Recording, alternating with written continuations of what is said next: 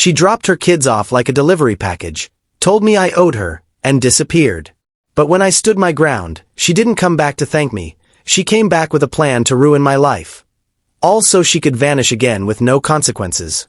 My sister Vanessa has always been selfish, but I never thought she'd stoop this low. It was a Monday morning when she showed up unannounced. No call, no warning, just 3 kids and a suitcase. "I'm traveling for a month," she said, handing me a wrinkled list of nonsense like, "No peanuts. They like cartoons. Let them cry it out." I stared at her. "Vanessa, you can't be serious." She smirked. "You don't have a family, you don't even have a dog. Just do this one thing. For me." I told her I couldn't. I had work. I didn't know how to handle 3 kids alone. That's when her voice dropped. "After everything I've done for you? You think you get to say no now?" She tossed the suitcase inside, kissed the kids once, and left. Just like that. I had no choice. I couldn't leave 3 kids on the street. So I stayed. Missed shifts. Pulled long nights.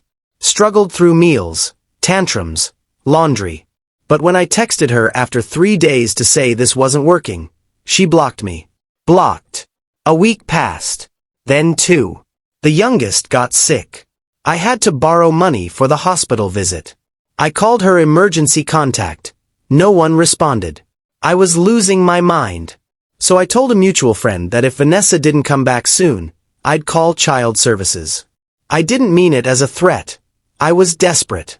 Big mistake. The next day, 2 angry men showed up. Not police. Not social workers. Just thugs. One said, "You better watch your mouth. Threatening your sister like that? Bad move." I was stunned. I tried to shut the door. They shoved it open. And then, she arrived. Vanessa. Flawless makeup. New nails. Designer sunglasses. Fake tears. She cried to the neighbors. Told them I'd snapped. Said I was unstable. Claimed she left the kids temporarily and I got obsessed with playing parent. Then she grabbed the kids, who were confused and scared, and stormed off like some kind of hero. I thought it was over. Until the rumors started. Until I got a call from my landlord, asking why people were saying I snapped and tried to steal my sister's kids. Until I found out she posted a whole video on social media, crying, shaking, talking about how mental health in families gets ignored, and how sometimes love means getting your babies back from toxic people. She made me the villain. And the comments. Brutal. Strangers calling me a kidnapper. A danger. A failure. All because I said no. All because I refused to let her walk all over me. But she forgot one thing. I kept everything. The texts. The call logs. The receipts. She wanted a show. I'm going to give her one. And this time, I'm telling the whole story. A few days after she took the kids, I noticed something strange. My old phone buzzed, the one I kept for work. I almost ignored it. Until I saw the name. Mia, Vanessa's daughter. My stomach turned. She was just 11. Sweet. Quiet. Always watching. The message was short. "Can we talk?" I hesitated, afraid it was a trap. But something told me Mia wasn't like her mother. I replied, and over the next few hours, she sent voice notes. Whispers. "Mom's not acting normal. She tells people you tried to steal us. But you were the only one who made us dinner. I miss you." That was the one that broke me. I realized then, Vanessa wasn't just lying to the world. She was lying to them. Using her own children like stage props. I asked Mia to be careful, to never message me unless she was alone. She said okay, and then she said something else. Mom said we're moving again. She's selling stuff. She's scared. Scared. That's when it hit me. She knew I had proof. The texts, the voicemail she left when she panicked, the babysitting note she scribbled with her own handwriting. So I started gathering it all. Screenshots. Emails. Security footage from my building showing the day she dumped the kids. I even had timestamps from the hospital bill. while her GPS-tagged Instagram stories showed her sipping cocktails in Greece. It was time. I wrote a post. Factual. Devastating. I didn't insult her. I didn't cry. I just laid out the timeline, the drop-off, the threats, the online smear campaign. And at the end, I included Mia's blurred-out message. You were the only one who made us dinner. The post went viral overnight. And that's when Vanessa called me. Screaming. Accusing me of turning people against her. Saying I'd ruined her second chance. But what broke me wasn't her words. It was the sound in the background. Mia. Crying. Begging her to stop. I hung up.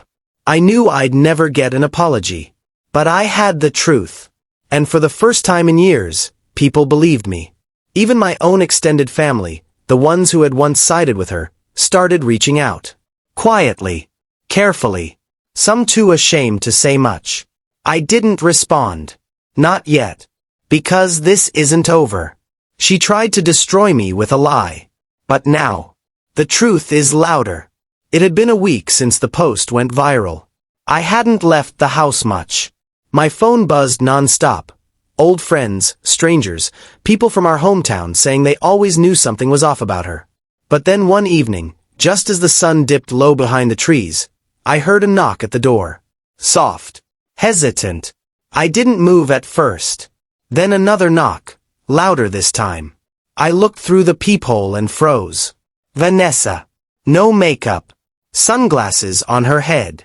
And holding something, a plastic container, like she'd just come from someone else's kitchen. She looked small. Not the loud, smug, entitled sister who once threatened me in my own living room. She didn't say a word. Just stood there, her eyes darting toward the hallway camera she now knew I had installed. I opened the door just a crack, chain still on. What do you want? I asked, cold. She shifted. I came to talk. Talk like you did last time. Before you sent men to threaten me? Before you told your kids I abandoned them? Her lip trembled. For a second, I thought she might cry. But then she did what Vanessa always did. Turned it back on me. You didn't have to go public, she snapped. You humiliated me. I lost my brand deals. People are commenting on my kids' photos, calling me names. They should be calling child services. I cut in. You're lucky all I did was post the truth. She sighed, then held out the container. I made your favorite, she said. Lemon pie. Remember. I stared at her. Was this an apology? A bribe? A setup? I don't want your pie, Vanessa. I want you to get help. Her face darkened. You think I'm the crazy one? After everything you did. I almost slammed the door in her face, but something stopped me. A figure at the end of the hallway. Mia. Standing there, eyes wide, clutching a backpack. Mom, she said softly. You said you were just going to apologize. Vanessa turned, startled. Go back to the car, Mia. No, Mia said, louder this time. You said you were sorry. You said you'd let me stay if I wanted. Vanessa's eyes burned into mine. I opened the door wider. Mia, I said gently. You can come in if that's what you want. She didn't even hesitate. She walked straight past her mother and into my arms. Vanessa didn't move. Just stood there, shaking, broken, furious. You think this is over, she hissed. You think taking one of them means you win? I didn't respond. Because in that moment, I wasn't fighting for revenge anymore. I was protecting the one person who still needed saving. And I wasn't letting her go again. Vanessa didn't leave quietly.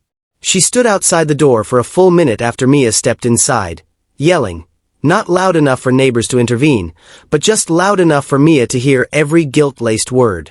You'll regret this. You think she loves you more now? Wait till she gets tired of you too. She's doing this to hurt me, not help you. Then, silence. When I checked through the peephole again, she was gone. Mia hadn't said a word. She sat on the couch hugging her backpack, eyes red but dry. I brought her water.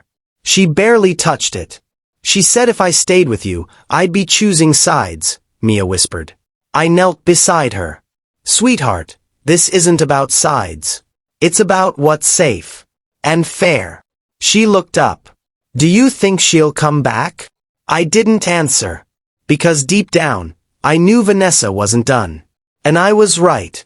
2 days later, I got a call from the school. A man had come to pick up the twins, Vanessa's boys, claiming to be their father.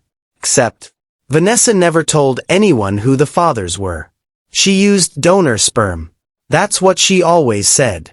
When the school pressed, the man left, but not before leaving a message. Tell their aunt they'll be safer with me than under her roof. I froze. This wasn't a custody battle. This was turning into something darker. Mia came home to find me pacing. She told me she recognized the man from photos, someone Vanessa had been messaging for months, someone she said was just an investor. Investor, my foot. She was trying to pass the kids off, probably got desperate when I ruined her little vacation cover-up. That night, I locked every window and door. I knew something was coming. And it did. Just not the way I expected. The next morning, there was another knock at the door. I checked the camera feed. The twins stood outside. Alone. No bags. No adult. Just them, shivering. When I opened the door, they both burst into tears. She left us at the gas station, one of them sobbed. We walked back. Mia ran to hug them. And right then, standing in the doorway, I realized something. She never planned to come back for any of them. She wanted to disappear. Again. But this time, she wanted to look good doing it. She wanted to vanish while pretending to be the victim. The mother who tried. But now she had no story to spin. Because this time, the kids had chosen their truth. And they chose me. It was a quiet night. The boys were asleep in their room, finally at peace, surrounded by warmth, books, and a sense of safety they hadn't known in a while. Mia was curled up on the couch, legs tucked under her, eyes thoughtful as she watched the muted TV screen flicker. Then softly, without turning to face me, she asked, "Why does she hate you so much?" The question hit me like a punch. I paused, setting down my tea. She turned toward me. "She always said you were bitter, that you ruined her life. But you've been the one holding us all together. So I just don't understand." I took a breath. And for the first time, I let the truth spill. When we were kids, Vanessa hated being compared to me. I got better grades, made friends easily, and she always felt like she was in my shadow. But I never tried to compete with her. I just wanted us to be close. But the older we got, the more that turned into resentment. She blamed me for everything, even things I had no control over. Mia's brows furrowed. Like what? I looked down. Our parents left me the house. Not because I asked. They said I was the one they trusted to take care of it. Vanessa thought it was favoritism. That I somehow manipulated them. Mia stayed quiet, listening closely. She cut me off after that. Then when she had you, I tried to help. I offered money, babysat, even took time off work to be there. But she didn't want help. She wanted someone to blame when life didn't go how she planned. Mia's eyes glistened. So, she used us? I nodded slowly. She needed someone to paint as the villain. And I was easy, the sister who had it all. The uptight one. But I never stopped loving her, Mia. I just stopped letting her hurt me. Mia leaned into me, her voice barely a whisper. She always said you abandoned her. My throat tightened.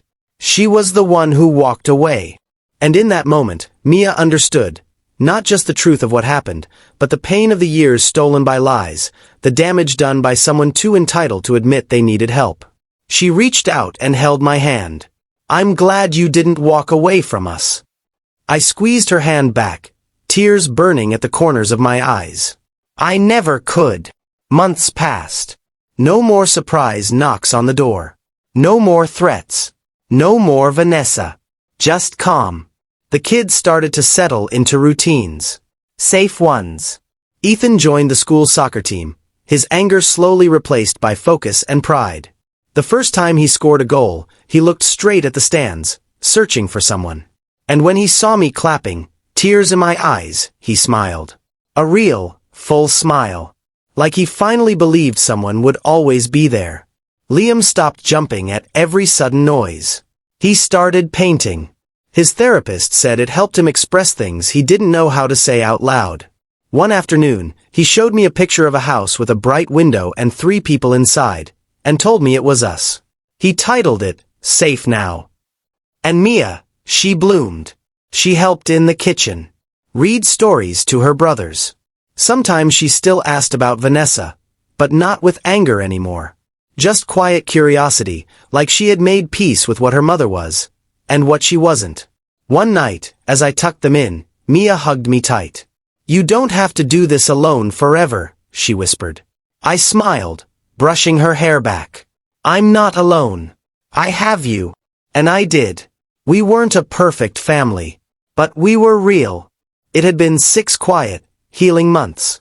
The kids were doing better. I was too. For the first time in years, we had a rhythm. Mornings with cereal and mismatched socks, evenings with laughter and homework battles. The shadows Vanessa left were still there, but fading. Then one evening, just as I was locking the front door, I saw her. Vanessa. Standing at the edge of the driveway, arms folded, wearing sunglasses even though the sun had already dipped. Same confident stance. Same empty expression. I froze. Mia saw her first. Her body tensed. Liam clutched the doorway. Ethan just walked away.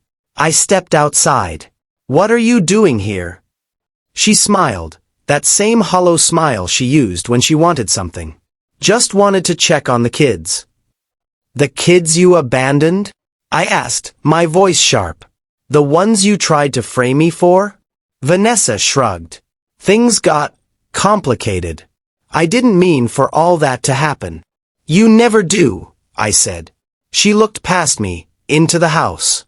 "I thought maybe they'd want to see their mother." "They did. 4 months. And you were gone." Vanessa's expression didn't change. "I was in therapy. Getting better. I want to be part of their lives again." But the words didn't land. They felt rehearsed, too smooth, too polished. I turned toward the doorway where Mia stood, watching everything. "Mia," Vanessa said, taking a step forward, "I missed you." Mia didn't move. Then quietly she said, "We counted the days. You never came back." Vanessa blinked. Maybe she thought time would heal it all. Maybe she expected them to forget. But they hadn't. And I wouldn't let them be hurt again. I stepped in front of the doorway. "You want to write a letter? Fine. You want to earn their trust? That's not up to me.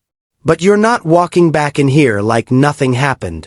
For once, Vanessa didn't have a comeback. She left without another word. But something told me, this wasn't over. Not yet. That night, Mia couldn't sleep. I found her sitting at the kitchen table, knees pulled up to her chest, staring at an old drawing she made, one of her brothers, and their mom. She didn't look up when I sat beside her. "Do you think she really changed?" she whispered. I didn't know how to answer. So I didn't lie. "I think people can change," I said.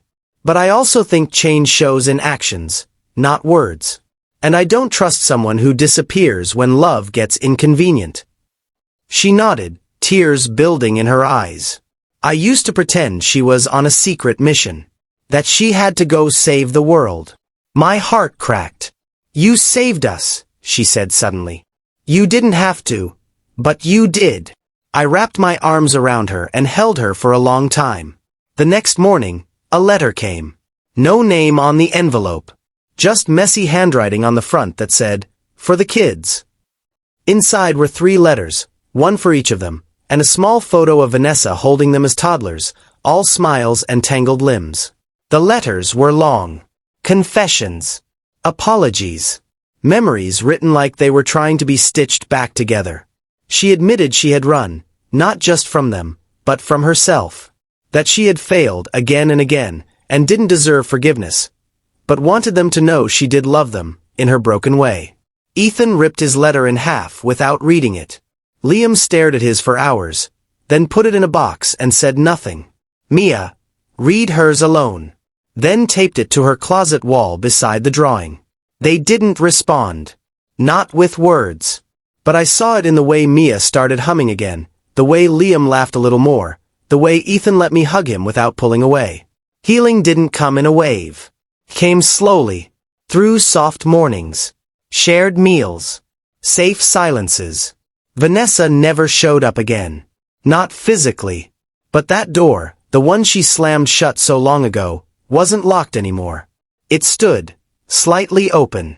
And we had finally found the strength to choose whether or not to let her in. Not as a mother, but maybe someday, as someone trying to become better. Thanks for watching. Don't forget to like, share, comment, and subscribe for more powerful stories.